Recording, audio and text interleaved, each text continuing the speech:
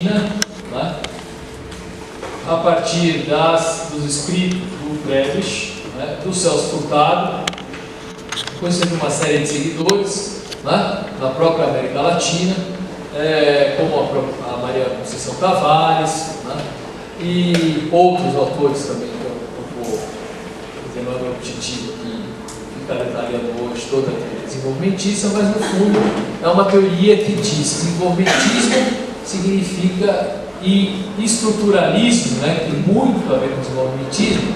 Um dos significados dessa questão do desenvolvimentismo, desenvolvimentismo, logicamente, você está preocupado o tempo inteiro com o processo de desenvolvimento econômico, né, para países de renda média ou de países de renda mais baixa, e que de certa forma precisam fazer o que a gente chama de catching up. Né? Catching up quer dizer um processo de alcançamento do nível de renda dos países mais simples. Né? Quando a gente fala de desenvolvimentismo, então a gente está sempre preocupado em teorias de desenvolvimento que olhem para o lado da demanda, né? E que coloquem a demanda como, quer dizer, o comportamento da demanda como central no processo de desenvolvimento econômico. Né? Quando a gente fala de estruturalismo, como eu citei aqui para vocês também, nós estamos falando de uma linha, de uma teoria econômica, né? De toda uma linha teórica que entende que a estrutura econômica, né, de um país importa para o desenvolvimento. Então não é com qualquer estrutura, né, de desenvolvimento que nós vamos conseguir crescer, que a nossa economia vai crescer. Então essa é uma chave, a primeira coisa, é uma característica importante do processo de desenvolvimento. Quando a gente fala de novo desenvolvimentismo, o que nós estamos colocando de diferente na teoria é que a gente está fazendo ela pensando numa economia que já se industrializou relativamente, né? Não é uma economia que vai passar por um processo de industrialização, é uma economia aberta, né? Na qual o papel da taxa de câmbio é muito importante no processo de desenvolvimento. Né? Então, além do câmbio ser importante, né? O processo de abertura é importante, né? A gente leva em consideração as diferenças que existem no mercado de trabalho entre os setores que contratam mão de obra com menos qualificação, mais qualificação, que isso tem uma segmentação desse mercado de trabalho.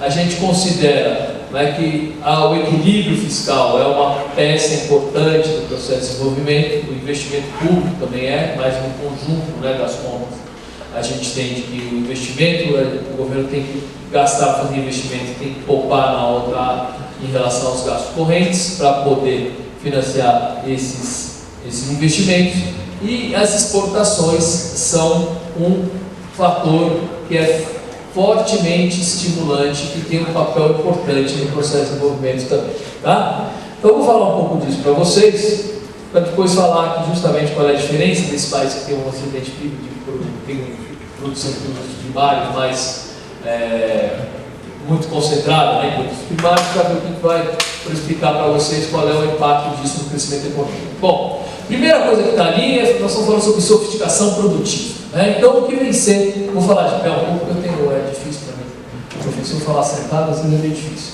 Então, primeiro eu estou falando ali de sofisticação produtiva, dizendo que é a chave do processo de desenvolvimento econômico. O que é sofisticação produtiva? Sofisticação produtiva é o direcionamento da produção para setores que geram bens ou serviços e têm maior valor adicionado, certo? Com valores adicionados diferentes, tá? E que levam o processo de desenvolvimento de forma distinta. Então, a sofisticação produtiva, ela significa que, à medida que a economia se desenvolve, você está conseguindo, se você consegue alcançar essa sofisticação produtiva, você consegue desenvolver bens que geram maior valor adicionado, né? E esses bens que geram maior valor adicionado per capita para o trabalhador também vão gerar salários mais altos e vão gerar lucro por unidade produzida também maior, certo? Como a chave do processo de desenvolvimento econômico é a melhoria do bem-estar das pessoas, né? Se eu estou produzindo bens que têm maior valor adicionado per capita, eu estou abrindo mão para tanto aumentar o salário do trabalhador, como aumentar o lucro por unidade produzida. Se eu aumento o salário do trabalhador, o trabalhador está melhor. Se eu aumento o lucro por unidade produzida, as empresas estão numa situação melhor, aumentam o lucro, cresce o lucro delas, e com isso elas vão investir mais. E o investimento, como a gente sabe, é a chave do processo de crescimento econômico.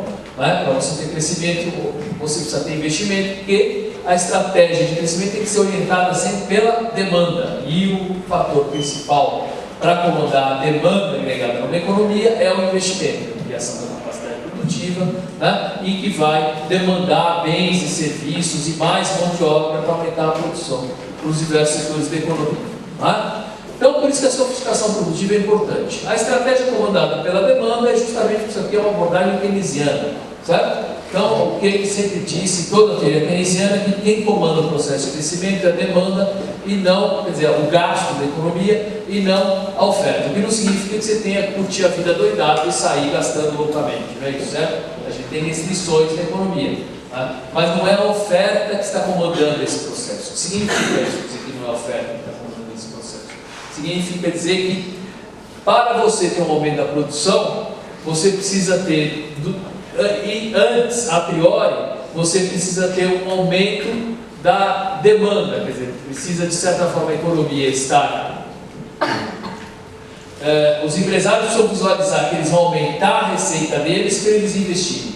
E eles só vão visualizar que eles vão conseguir aumentar a receita deles se eles olharem para o mercado e verem que eles vão conseguir vender mais. Certo? Para eles venderem mais, ele tem que ter uma expectativa de demanda positiva. Então, nesse sentido, a gente entende que a estratégia é comandada pela demanda agregada, isso aqui é a base, eu estou simplificando muito, mas é a base de toda a teoria keynesiana. Certo? Uma outra característica importante é a chamada oferta ilimitada de mão de obra. Se eu tenho oferta ilimitada de mão de obra, isso significa que eu posso substituir com muita facilidade, né, mão de obra no mercado de trabalho. Então, se o trabalhador ele não aceita ganhar uma remuneração por um determinado valor, digamos, né, porque ele acha que o salário está muito baixo, com facilidade consigo substituir esse trabalhador da minha empresa.